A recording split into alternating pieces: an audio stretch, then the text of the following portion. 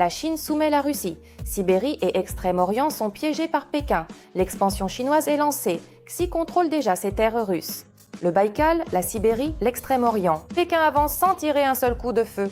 La Chine dicte à Poutine le prix du gaz et prépare ses propres hommes à l'avenir de la Fédération de Russie. Moscou perd de son influence, même là où elle se considérait comme maître depuis des décennies. Poutine devient un vassal de la Chine. Que réserve Pékin à la Russie après le régime du bunker? Je vous donnerai tous les détails par la suite. Bienvenue sur Ukraine. Aujourd'hui, je suis Renata Slanov. Voici les derniers événements. La Chine s'empare de la Sibérie et de l'Extrême-Orient. Pékin se rapproche de plus en plus des ressources de la Russie. L'Empire du Milieu augmente ses investissements, développe la logistique et obtient un accès croissant aux richesses russes. Et voici le plus intéressant.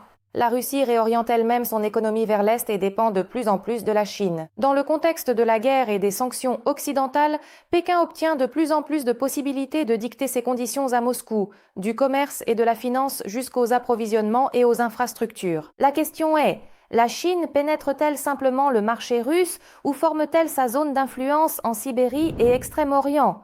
Vient ensuite l'influence politique. Les voyages de Poutine dans ces régions avant les élections sont symboliques. À Novosibirsk, tout est transformé en conte de fées. En quelques jours, la ville a été littéralement remodelée pour les yeux du président. On pose de l'asphalte, on rapièce les façades, on répare les trottoirs, on installe des pelouses, tout ça pour que l'invité d'honneur ne voit pas la vraie Russie, délabrée, misérable et puante. Je parie que tout ce tuning poutinien de la ville a été réalisé par des entreprises chinoises. 3 jours avant l'arrivée de notre président à Novosibirsk. Ils sont en train de refaire les routes, la perspective Krasny. Et ils ne font que la partie par laquelle notre président va passer. Regardez combien d'engins ils ont amenés ici. Ils enlèvent des branches quelque part. Voilà, ici tous les arbres ont été élagués. Regardez, tout est bien propre, tout est net. Avant, c'était des broussailles. Regardez, elles traînent là, ces branches. En 3 jours, ils vont refaire la ville. S'ils pouvaient venir nous voir plus souvent. Peut-être qu'en 1 an, qui sait, ils auraient construit une nouvelle ville. Alors que le Kremlin s'accroche à ses terres, Pékin s'y installe économiquement. Ressources, transports, entreprises, la Russie a-t-elle ouvert la porte de la Sibérie à la Chine pour découvrir que l'invité s'y sent déjà chez lui? Pékin a commencé à agir de manière proactive et à nouer des relations stratégiques non seulement avec l'élite actuelle du Kremlin, mais aussi avec des fonctionnaires et des représentants de l'élite russe susceptibles de définir le cap de la Fédération de Russie après la fin du règne de Poutine. La Russie dépend de plus en plus de la Chine sur le plan économique. Les projets de matières premières en Extrême-Orient et en Sibérie transforment la région en une base de ressources pour Pékin. Pourtant, la communauté locale bénéficie rarement des avantages promis. L'un des exemples clés est le gisement de charbon de Zashulanskoye en Transbaïkalie, exploité par une coentreprise russo-chinoise. L'extraction est prévue pour 100 ans et les autorités russes ont accordé des avantages fiscaux à l'entreprise. Et à partir de 2027, il est prévu de transporter chaque année 5 millions de tonnes de charbon vers la Chine, soit environ 500 camions par jour. Pour cela, une nouvelle route est en cours de construction qui passera à seulement 200 km des potagers ruraux, à 1,5 km de la source d'eau minérale de Yamarovka et à travers des forêts abritant des espèces végétales rares. Malgré les promesses, les emplois ne sont pas revenus aux habitants locaux. Les postes clés sont occupés par des spécialistes chinois. Pendant ce temps, l'entreprise abat des forêts de cèdres et les tentatives pour déplacer la route plus loin de la zone protégée sont freinées par la bureaucratie. De plus, la dépendance de la Russie envers la Chine se manifeste dans le tourisme. La région d'Irkoutsk développe des itinéraires pour les visiteurs chinois. Des investisseurs de la RPC achètent des terres et construisent des hôtels au lac Baïkal, évinçant les entrepreneurs locaux. On estime que 2 millions de Chinois vivent déjà en Extrême-Orient. Les Russes craignent d'ailleurs que leur territoire ne soit absorbé par la Chine. Avec la guerre lancée par Poutine en Ukraine, la Russie pourrait se retrouver dans une situation critique. Encore 1 ou 2 mois de bombardement sur les raffineries de pétrole et nous nous retrouverons dans une situation où il faudra se déplacer à cheval ou à dos d'âne. L'avenir de l'Extrême-Orient russe et de la Sibérie inquiète. On craint qu'un affaiblissement de la Russie ne permette à la Chine d'étendre son influence sur ces régions. Et si, à ce moment-là, disons, la Chine entrait à Vladivostok, Oulan-Oudé, Irkoutsk? Un territoire immense, absolument vide, qui regorge de ressources, pétrole, gaz, le Baïkal, le lac le plus pur. Et nous n'avons même pas d'essence pour faire le plein des blindés. La thèse du Kremlin sur le partenariat avec la Chine est déjà remise en question. Vous dites que nous sommes désormais amis avec l'Asie, avec la Chine. Citez au moins un écrivain ou un réalisateur chinois. Vous en connaissez une tonne de Français, d'Anglais, d'Américains, mais vous ne pouvez pas en citer un seul Chinois. Alors ne dites pas qu'ils sont amis, ils ne sont pas amis. Mais l'humiliation de la Russie par la Chine s'est manifestée le plus clairement dans l'histoire du gazoduc Force de Sibérie 2. Pour le Kremlin, ce projet était une question de survie et le principal espoir de remplacer le marché européen perdu. Mais lors d'une visite à Pékin, la délégation russe a reçu une gifle cinglante. La Chine a pratiquement mis les négociations en pause. Xi Jinping accepte d'acheter du gaz uniquement au prix intérieur russe, c'est-à-dire 5 fois moins cher. Et quand Moscou a tenté de négocier, les Chinois ont directement montré la porte aux Russes en leur conseillant de ne plus jamais soulever cette question. Comme l'a fait remarquer avec justesse un diplomate européen, Xi a reçu Poutine comme un empereur reçoit un invité puis l'a tout simplement mis à la porte. La Chine exige du Kremlin une réduction radicale du prix du gaz. Il est prêt à signer un contrat de fourniture uniquement si le prix se situe au niveau intérieur russe, soit environ $50 pour 1000 mètres cubes. La Chine achète déjà actuellement le gaz de Gazprom avec des remises substantielles par rapport aux prix mondiaux. Cette année, elle paie $258,8 pour 1000 mètres cubes. La délégation russe, qui s'est rendue à Pékin avec Poutine en mai, s'est heurtée à un mur, selon des sources de la BBC. La Chine exige de facto que Moscou subventionne le projet Force de Sibérie 2. Elle demande un prix 5 fois inférieur au prix actuel et 8 fois inférieur à celui payé par les autres clients de Gazprom à l'étranger. Pendant que Poutine essuie des refus, Pékin agit dans son dos. Les services chinois ont déployé un réseau d'espionnage inédit en Russie. Pékin recrute des fonctionnaires et l'élite régionale, ceux qui prendront le pouvoir après Poutine. Le FSB découvre ces faits, mais le Kremlin, terrifié, ordonne le silence pour ne pas irriter son maître chinois. En fin de compte, la conclusion principale de l'article va bien au-delà de l'histoire d'un simple gazoduc. La guerre contre l'Ukraine n'a pas seulement rendu la Russie plus dépendante de la Chine, elle a changé la nature même de ses relations. Pékin perçoit de moins en moins Moscou comme un partenaire égal et de plus en plus comme une source de ressources bon marché, un vaste marché de consommation et un atout géopolitique dont il faut commencer à façonner l'avenir dès maintenant. Parallèlement, Xi Jinping prend ses distances avec une Moscou devenue toxique. Le partenariat sans limite n'est plus. Pékin refuse de fournir des armes à la Russie et les banques chinoises redoutent les sanctions secondaires et bloquent les virements. Xi a personnellement interdit à Poutine d'aller en Corée du Nord après la Chine, le forçant à passer par le Vietnam pour ne pas ternir l'image de Pékin face à l'Occident. Le WSJ rappelle un épisode révélateur de 2024, lorsque Pékin a demandé à Poutine de ne pas se rendre en Corée du Nord immédiatement après sa visite en Chine, afin de ne pas donner l'impression de la formation d'un nouveau bloc anti-occidental. Le Kremlin a dû modifier son itinéraire et faire une escale au Vietnam. De la même manière, la Chine a rejeté l'idée d'un sommet trilatéral Russie-Chine-RPDC. Quant à Xi Jinping, il s'est rendu lui-même à Pyongyang, démontrant une fois de plus qui est le principal protecteur du régime de Kim Jong-un. Profitant de la faiblesse d'un dictateur acculé, l'Empire du Milieu évince méthodiquement la Russie, même des régions que Moscou a toujours considérées comme les siennes. Pendant 10 ans, le Kremlin a résisté à l'expansion financière de la Chine en Asie centrale, mais Poutine a désormais capitulé sur ce terrain également. Moscou a accepté sans volonté de faire du yuan chinois la principale monnaie de la Banque de développement de l'OCS. L'absorption économique de l'empire de Poutine bat son plein et le Kremlin ne dispose plus de levier pour s'y opposer.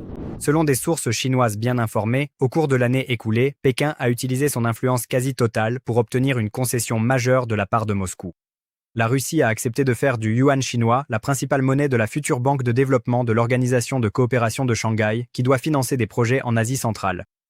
Pendant plus de 10 ans, Moscou a résisté à une telle décision, craignant un renforcement de l'influence chinoise dans la région. Désormais, elle a dû revoir sa position. Le verdict est clair. Xi Jinping transforme délibérément la Russie en un Pakistan géant. Pour Pékin, la Russie idéale est un État dépendant, pauvre et en guerre permanente, doté d'un arsenal nucléaire pour intimider l'Occident. Pékin accède à des ressources bon marché et un vaste marché, tandis que le régime de Poutine s'épuise dans une guerre insensée, sacrifiant ses citoyens pour ce triomphe chinois.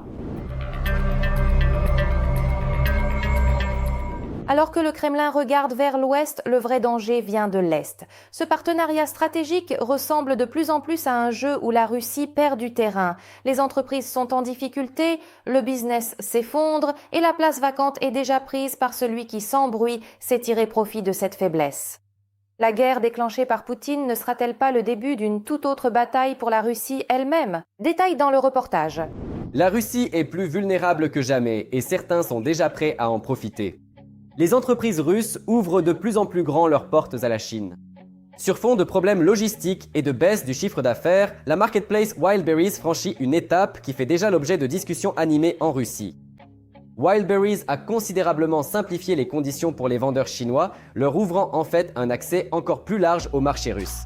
Le coût d'enregistrement d'un compte personnel pour les entrepreneurs chinois a été réduit de 95% d'un coup, passant de 10 000 à 500 yuan. De plus, jusqu'à la fin du mois d'août, un entrepreneur chinois pourra ouvrir jusqu'à 10 comptes à des conditions préférentielles. Et tandis qu'une partie des entreprises locales se plaint d'une baisse de revenus et est contrainte de vendre ses points de retrait, les entreprises chinoises bénéficient de nouveaux avantages pour pénétrer le marché russe. Et si cette tendance se poursuit, l'influence économique de Pékin en Russie ne fera que se renforcer, tandis qu'il deviendra de plus en plus difficile pour les entreprises locales de rivaliser même sur leur propre marché. Wildberries, qui a été considéré pendant des années comme le fleuron du commerce électronique russe, a rencontré de sérieuses difficultés après une série d'attaques contre son infrastructure logistique. Selon les responsables russes, dans plusieurs régions, les revenus des propriétaires de points de retrait de commandes ont diminué de 15 à 20% en juillet, et certains jours, de 30 à 40%.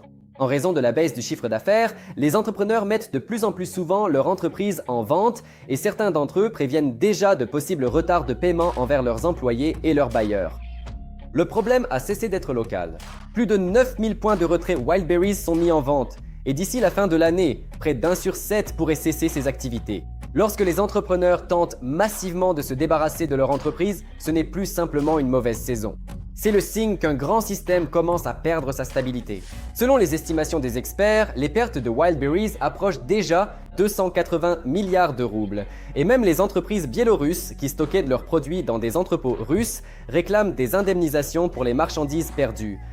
Et si les problèmes logistiques continuent de s'accumuler, ce ne sont pas seulement les entrepreneurs individuels qui en ressentiront l'impact, mais tout le système du commerce électronique russe. Et pendant que le Kremlin éteint les incendies les uns après les autres, ceux pour qui une Russie affaiblie pourrait être très avantageuse observent la situation avec attention. Pékin ne se précipite pas, ne menace pas et ne pose pas d'ultimatum. Il agit de manière bien plus rusée. Pas à pas, il pénètre dans les régions russes par le biais d'investissements, de contrats à long terme, de l'extraction de ressources et des grandes entreprises. Et pendant que Poutine est concentré sur la guerre, c'est précisément la Chine qui obtient le prix le plus précieux, une influence croissante sur l'Extrême-Orient et la Sibérie. Car pourquoi conquérir des territoires avec des chars si l'on peut progressivement les lier à soi par l'argent et des accords pluriannuels? Il semble que ce soit précisément ce scénario qui commence à se réaliser. Un exemple frappant est le gisement de charbon de Zashulanskoye en Transbaïkalie, qui est exploité conjointement par le groupe russe N+ Group et le groupe chinois Shenhua Group. Le projet est prévu pour près de 100 ans d'exploitation et les autorités russes lui accordent en plus des avantages fiscaux. En fin de compte, la Chine se garantit un accès stable à des matières premières stratégiques pour les décennies à venir, tandis que la Russie lie de plus en plus ses régions orientales au marché chinois. Dès 2027, il est prévu d'expédier environ 5 millions de tonnes de charbon par an vers la Chine depuis ce site.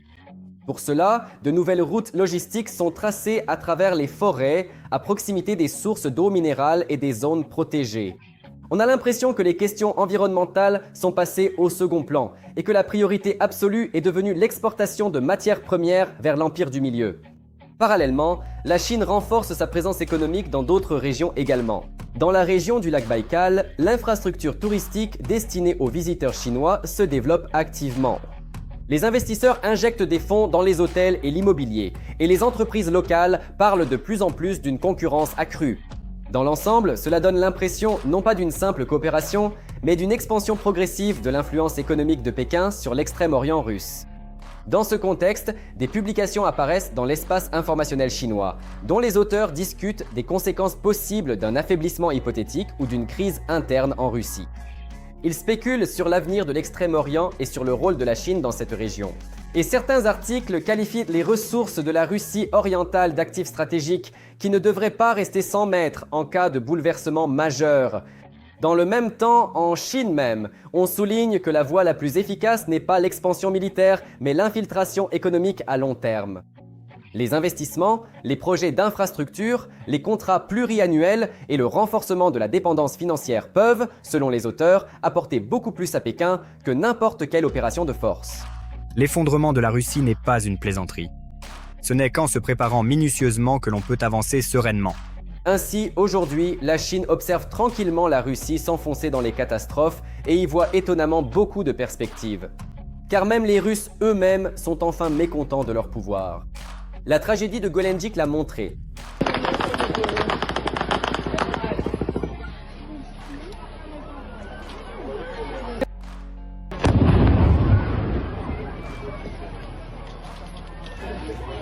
L'événement a provoqué non seulement un choc, mais aussi une vague de colère à l'intérieur de la Russie.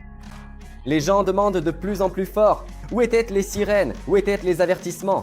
Pourquoi le système, pour lequel des fonds budgétaires ont été dépensés, n'a-t-il pas fonctionné au moment le plus crucial? Selon les médias russes et les chaînes Telegram, les habitants locaux et les touristes déclarent massivement qu'avant l'incident, ils n'ont entendu aucun signal d'alerte aérienne et n'ont reçu aucun avertissement. Une indignation particulière a été suscitée par le fait que la modernisation du système d'alerte avait été achevée quelques jours seulement avant la tragédie. Cependant, les gens affirment qu'ils n'ont finalement entendu aucune sirène. Sur les réseaux sociaux, les Russes ne cachent pas plus leur indignation. Au lieu des accusations habituelles contre l'ennemi extérieur, des questions sont de plus en plus souvent posées à leur propre gouvernement. Les gens demandent ouvertement pourquoi les systèmes de défense aérienne et d'alerte n'ont pas réussi à protéger les civils. Et certains commentateurs rejettent directement la responsabilité sur les autorités régionales. Et tandis que Poutine continue de gaspiller des ressources dans la guerre contre l'Ukraine, la Chine semble déjà avoir plusieurs coups d'avance. Et plus la Russie s'affaiblit, plus les opportunités se multiplient pour Pékin de renforcer son influence économique et politique sans confrontation militaire directe. Et pour Xi Jinping, une telle stratégie pourrait s'avérer bien plus avantageuse que n'importe quelle conquête territoriale par la force. Et peut-être que le dictateur du Kremlin n'aura même pas le temps de se retourner que l'Empire du Milieu lui aura tout pris jusqu'à la dernière miette. De plus, la Russie perd rapidement ce qu'elle appelait depuis des années sa principale forteresse. En Crimée, le Kremlin ne peut plus cacher la réalité. La panique monte, les repères s'effondrent et la péninsule s'isole. Que se passe-t-il? Pourquoi les occupants ne se sentent-ils plus en sécurité, même là où ils étaient encore récemment convaincus de leur invulnérabilité? Et quel nouvel atout de l'Ukraine fait trembler Moscou? Les détails dans ce reportage. La Crimée est coupée de la Russie avec assurance. Et si hier encore les occupants étaient convaincus que la mer protégeait leur position, aujourd'hui l'Ukraine prouve que le danger peut venir de là où personne ne l'attend plus. Le Kremlin ne perd pas seulement le contrôle de la péninsule, il perd l'illusion qu'il y existe encore ne serait-ce qu'une seule zone de sécurité. Le renseignement militaire ukrainien a ouvert un nouveau cauchemar pour les occupants. Les légendaires plateformes maritimes Magura, qui ont déjà envoyé par le fond plus d'un navire russe. Désormais, elles ont également commencé à chasser des cibles terrestres. Les opérateurs de l'unité spéciale Groupe 13 ont utilisé les tout derniers drones maritimes équipés de drones FPV pour frapper des installations radar russes directement en Crimée occupée. Les véhicules de contrôle du complexe radar Podle et le système d'identification ami-ennemi Parole 4 ont été touchés. Il s'agit d'éléments clés qui aident la défense anti-aérienne russe à détecter des cibles, à coordonner ses systèmes et à protéger ses installations militaires. En d'autres termes, l'Ukraine ne frappe plus seulement les armes elles-mêmes, mais s'attaque aux yeux et au système nerveux de la défense anti-aérienne russe. La direction principale du renseignement a déclaré sans détour que, désormais, les Magura représentent une menace pour les occupants non seulement en mer, mais aussi sur le sol criméen. Et cela signifie une véritable révolution dans la guerre. Si auparavant les Russes tentèrent de se cacher des drones ukrainiens derrière le littoral, désormais, la côte elle-même cesse d'être un refuge pour eux. En fait, l'Ukraine efface la frontière entre la mer et la terre. La mer Noire ne protège plus la Crimée. Au contraire, elle se transforme en une direction supplémentaire d'où provient la frappe. Pour les militaires russes, cela ne signifie qu'une chose. Les itinéraires sûrs, les positions sûres et les bases sûres sur la péninsule se font de plus en plus rares et cela s'inscrit parfaitement dans la stratégie ukrainienne globale. D'abord la flotte de la mer Noire, puis les systèmes de défense anti-aérienne, ensuite les radars, la logistique, l'énergie, le chemin de fer, les entrepôts et les postes de commandement. Pas à pas, l'Ukraine ne se contente pas de porter des frappes isolées, elle isole méthodiquement la Crimée de la machine de guerre russe. Chaque radar détruit rend l'attaque suivante plus facile. Chaque nœud de communication endommagé complique la coordination des occupants. Et chaque frappe sur la logistique resserre encore davantage les taux autour de la péninsule. Il semble que la Crimée commence à ressentir véritablement le prix de la guerre.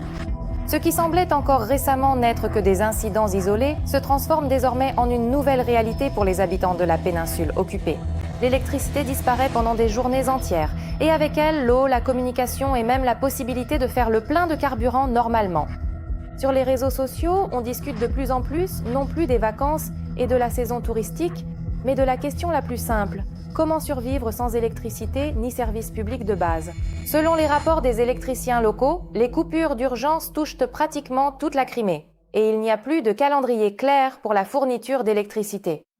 Les gens sont contraints de chercher n'importe quel moyen pour recharger leur téléphone et autres appareils. C'est pourquoi les files d'attente se sont déplacées vers les grands magasins qui peuvent encore fonctionner grâce à des générateurs. Sur les réseaux sociaux, les Criméens décrivent leur situation de plus en plus ouvertement.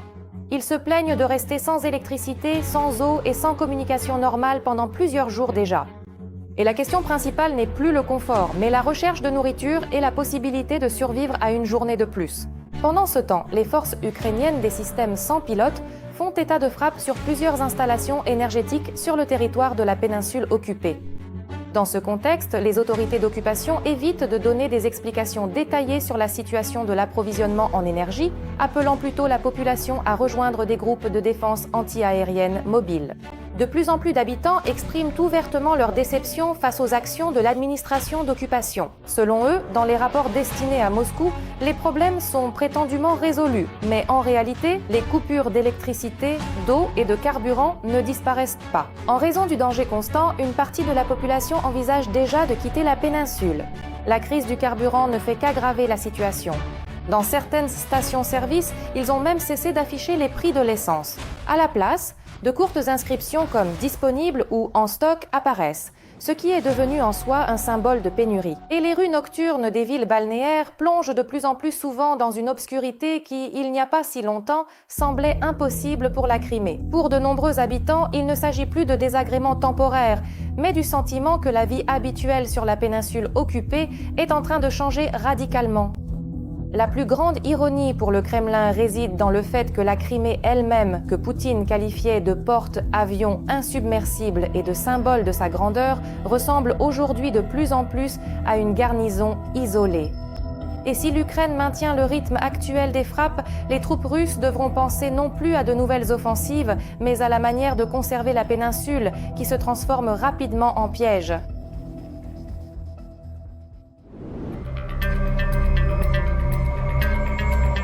Et vous, que pensez-vous des derniers événements? Nous attendons vos commentaires. La suite au prochain numéro.